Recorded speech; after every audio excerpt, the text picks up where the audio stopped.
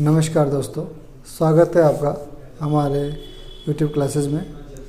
तो आज का जो हमारा विषय है वो है हिमाचल प्रदेश के ऐतिहासिक स्रोत, यानी वो कौन कौन से सोर्सेज है जिसके द्वारा हमें अपने हिमाचल प्रदेश का पता लगता है।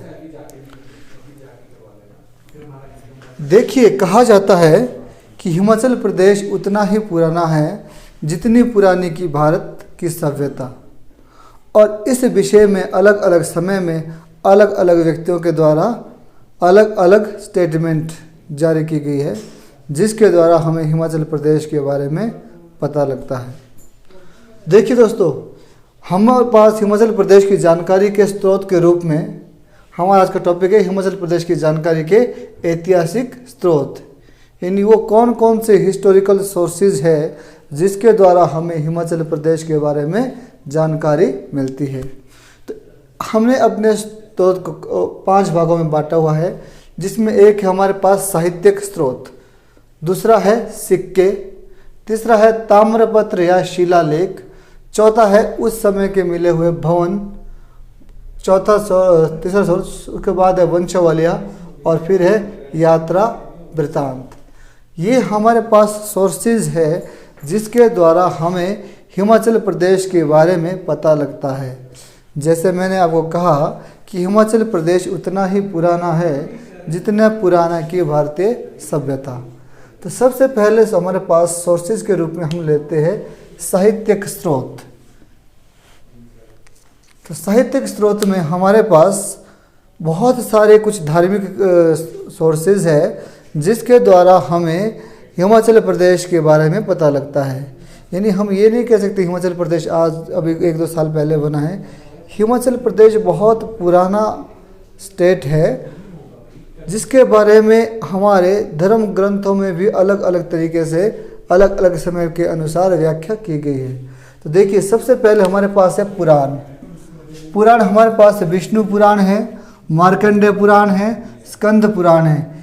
इन तीनों पुराणों में जो है कहीं ना कहीं हिमालय क्षेत्र का या हिमाचल प्रदेश के बारे में वर्णन मिलता है। हालांकि उस समय नाम यही नहीं होंगे, जाहिर सी बात है हिमाचल प्रदेश जो हमने नाम दे रखा है वो तो 15 अप्रैल 1948 को दे रखा है, लेकिन यही प्लेस था जो पहले किसी और नाम से जाना जाता था और ये एग्जिस्ट था, मतलब बहुत पहले से। ठीक है, तो सबसे पहले पुराणों के रूप में विष्णु पुराण, मार्कंडेय पुराण और स्कंद पुराण में हमें हिमाचल प्रदेश यानी हिमालय क्षेत्र का वर्णन मिलता है। उसके बाद हमारे कुछ अन्य ग्रंथ हैं जैसे रामायण, महाभारत और ऋग्वेद। उसके अलावा है पाणिनि एक राइटर थे, लेखक थे, इन्होंने एक बुक लिखी थी अष्टाध्यायी। अष्टाध्यायी में भी हिमालय क्षेत्र का वर्णन मिलता है। उसके अलावा कालिदास ने एक किताब लिखी थी रघुवंशम में भी हिमालय क्षेत्र का वर्णन मिलता है। फिर कलहन ने एक पुस्तक लिखी थी राजतरंगिणी में भी हमारे हिमालय क्षेत्र का या हिमाचल प्रदेश में रहने वाले लोगों के बारे में वर्णन मिलता है। और रामायण महाभारत में तो ऐसा कहा जाता है कि पांडव ने जब यात्रा की थी तो हिमाचल प्रदेश में भी वो उन्हें स्टे किया था। फिर हमारे पास मुग़ल शासक जहांगीर ने एक अपनी किताब लिखी थी तुझ के जहांगीरी, जिस पर जहांगीर के द्वारा कांगड़ा पर किए गए आक्रमण का वर्णन मिलता है।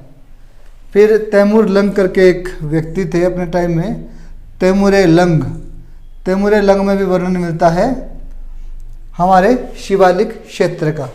तो इसे अलग अलग नाम दिया जाता होगा समय के अनुसार, लेकिन ये सब हमारे हिमाचल प्रदेश के ही क्षेत्र है कुछ जिसके बारे में हमें जिसकी प्राचीन घटनाओं का हमें पता लगता है हमारे साहित्यिक स्रोतों से। तो ये हमारे पास कुछ साहित्यिक स्रोत थे जिनके द्वारा हमें हिमाचल प्रदेश के बारे में जानकारी मिलती है। दूसरा सोर्स क्या है हमारे पास, वो है सिक्के, कॉइन्स। हम सब जानते हैं कि व्यापार की दृष्टि से सिक्के या मुद्रा का बहुत महत्व रहा है अपने अपने समय में। तो हमें उस समय की जो मुद्रा है वो सिक्कों के रूप में उपलब्ध हुई है, मिली है प्राचीन समय की, और हमें अलग अलग समय में जो मुद्राएं या सिक्के छपते थे वो हमें प्राप्त हुए अलग अलग जगह से, जिससे हमें सहायता मिलती है जानकारी जुटाने में कि हिमाचल प्रदेश कितना पुराना राज्य या रियासत थी और यहाँ पर अलग अलग राजाओं ने शासन किया। तो देखिए हिमाचल प्रदेश में जो सिक्के खोजने का काम जो है वो सबसे पहले हिमाचल राज्य संग्रहालय शिमला ने किया, और फिर हमारा एक म्यूजियम है भूरी सिंह म्यूजियम जो वर्तमान के चंबा जिला में स्थित है। वहाँ पर बहुत सारे सिक्के रखे गए अपने अपने समय के। तो हमें कौन कौन से सिक्के जो प्राप्त हुए, कहाँ कहाँ से प्राप्त हुए, देखिए एक त्रिगत रियासत थी अपने समय में, बहुत पुरानी रियासत, एक औदुंबर रियासत थी, एक कुलता रियासत थी, एक कुलिंद रियासत थी। इन चारों रियासतों के राजवंशों के हमें सिक्के प्राप्त हुए जो वर्तमान में भी हमारे म्यूजियम में रखे गए हैं। फिर हमें अर्की से 12 सिक्के मिले हैं, चंबा के सरौली से हमें सिक्के मिले हैं, और जो चंबा के सरौली से हमें सिक्के मिले वो मिले हैं इंडो ग्रीक के सिक्के। ठीक है जी। तो ये भी हमें बताते हैं हमारे प्राचीन समय के बारे में। फिर हमें कुल्लू में जो सिक्के मिले हैं, कहते हैं कि कुल्लू में हमें सबसे पुराना सिक्का मिला है जो कब का है, 1st सेंचुरी का है, यानी पहला शताब्दी का। तो मोटा मोटा मान के चलिए कि आज से कितने 2023 है, तो 2023 साल पहले का जो सिक्का है ये पहली सदी का सिक्का है जो उस समय वहाँ के राजा बिरियास ने चलाया था। तो ये हमें जानकारी मिलती है इन सिक्कों के माध्यम से। तीसरा जो हमारे पास ऐतिहासिक स्रोत है हिमाचल प्रदेश की जानकारी का वो है शिलालेख। शिलालेख या ताम्रपत्र। देखिए पहले के ज़माने में, अब इतना एडवांस तो शायद उस समय टेक्नोलॉजी हुई नहीं थी कि कॉपी किताबों का इस्तेमाल किया जाता होगा। अगर किया भी जाता होगा तो कॉपी किताब तो ढेर सी बात है कि आपके 10-15 साल में डिस्ट्रॉय हो जाते हैं, 20 साल में, हद से तो आप 100 साल स्टोर कर लोगे, उसके बाद तो वो डिस्ट्रॉय होने की संभावना रहती है ना। इसीलिए पहले के समय में जब कोई खास इवेंट ओकेजन होता था तो उस समय जो है उस इन्फॉर्मेशन को वो पत्थरों पर चिन्हवा लेते थे, चिन्हित कर लेते, जिसे हम शिलालेख कहते हैं। बड़े बड़े जो पत्थर होते हैं उस पर वो इन्फॉर्मेशन, वो सूचना जो है वो अंकित की जाती थी और वो बहुत लंबे समय के लिए रहती है। तो हमारे पास शिलालेख मिले हैं हमें अलग अलग समय के, जिसके बारे में हमें जानकारी मिलती है हिमाचल प्रदेश राज्य के बारे में। कहाँ कहाँ से मिले हैं, कांगड़ा डिस्ट्रिक्ट में एक जगह पड़ती है कनिहारा और पथियारा, वहाँ से भी हमें शिलालेख मिले हैं वहाँ के। फिर हाटकोटी शिमला डिस्ट्रिक्ट में एक जगह पड़ती है, हाटकोटी की सोनपुर गुफा से, वहाँ से भी हमें शिलालेख प्राप्त हुए हैं जिससे हमें हिमाचल प्रदेश के बारे में जानकारी मिलती है। फिर मंडी में एक जगह पड़ती है सोलानू, सोलानू से भी हमें प्राचीन समय के कुछ शिलालेख मिलती है। जिस और जो हमें मंडी के सोलानू से शिलालेख प्राप्त हुई है उसमें जो प्रमुख रूप से जो जानकारी छपी है वो है प्राचीन समय की सामाजिक गतिविधियों की जानकारी।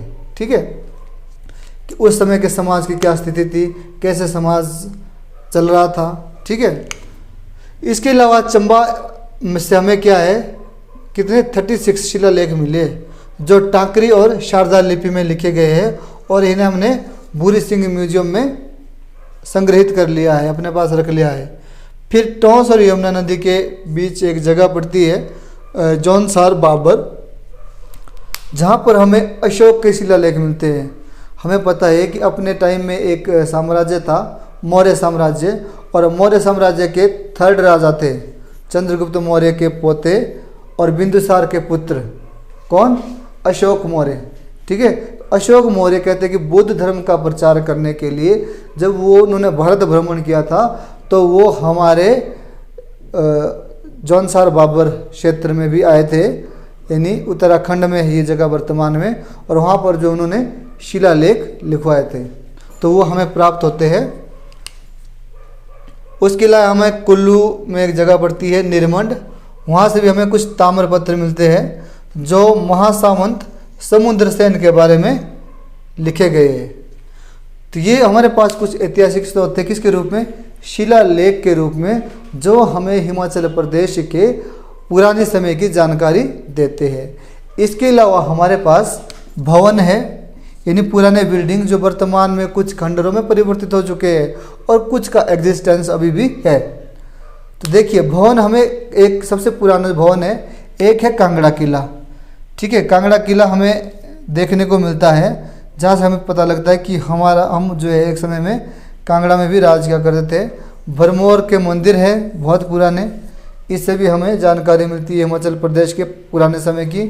फिर एक सिरमौरी ताल करके जगह है डिस्ट्रिक्ट सिरमौर में, जहाँ से हमें पता लगता है कि वहाँ पर एक समय में रियासत हुआ करती थी।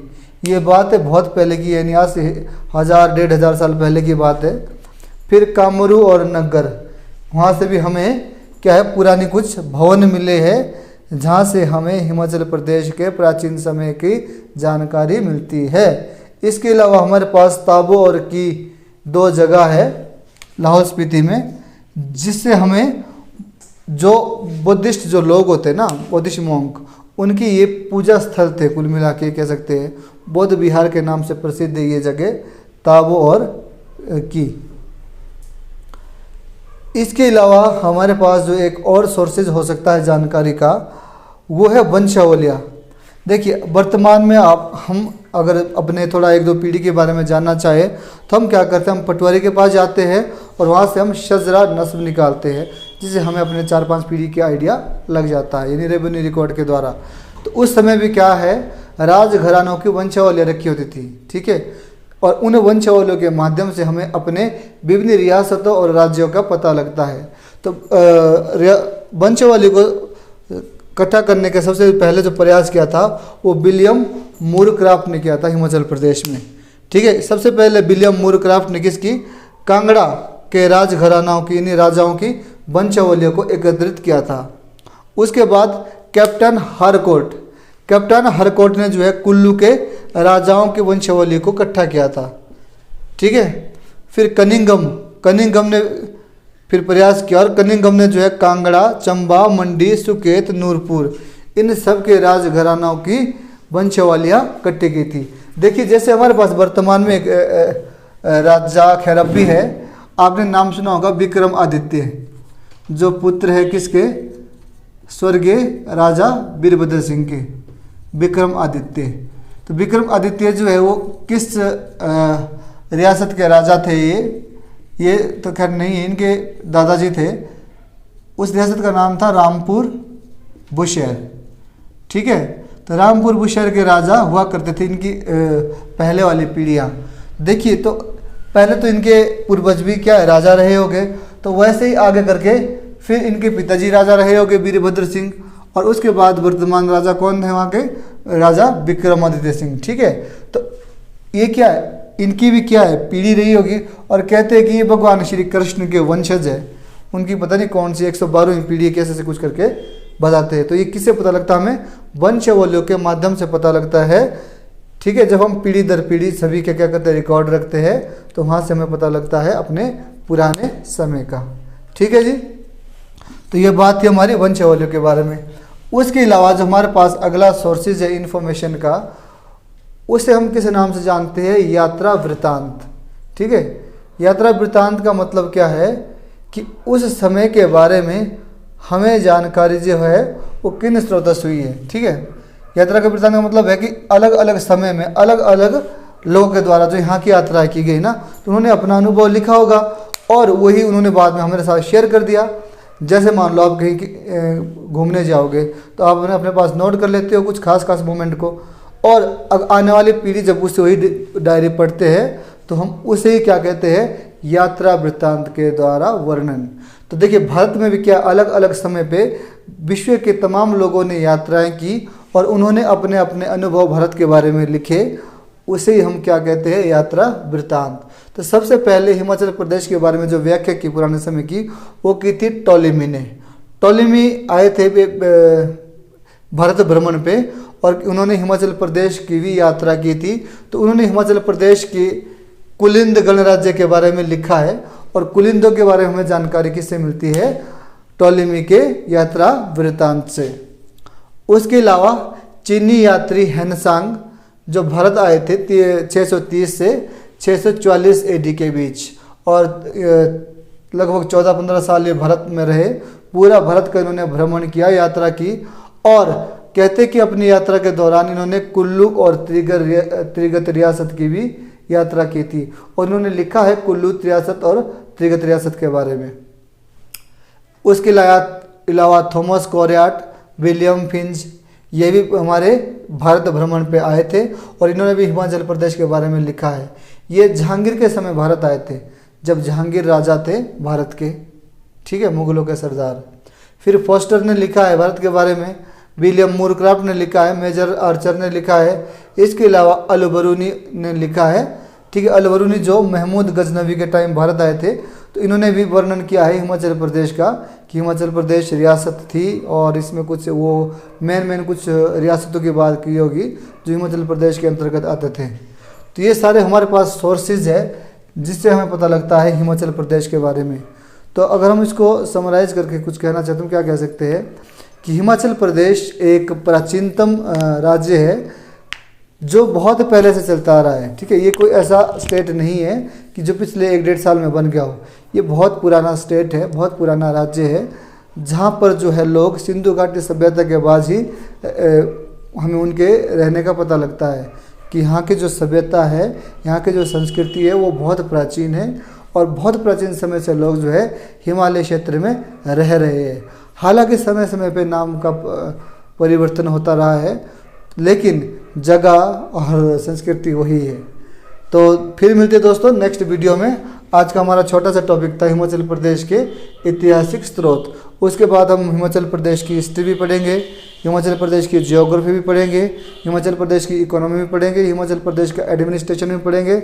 और उसके बाद हम कोशिश करेंगे कि हम हिमाचल प्रदेश के 12 के 12 जिलों को कवर करें एक वीडियो में। तो फिर मिलते हैं दोस्तों नेक्स्ट वीडियो के साथ। तब तक के लिए थैंक यू सो मच। जय हिंद।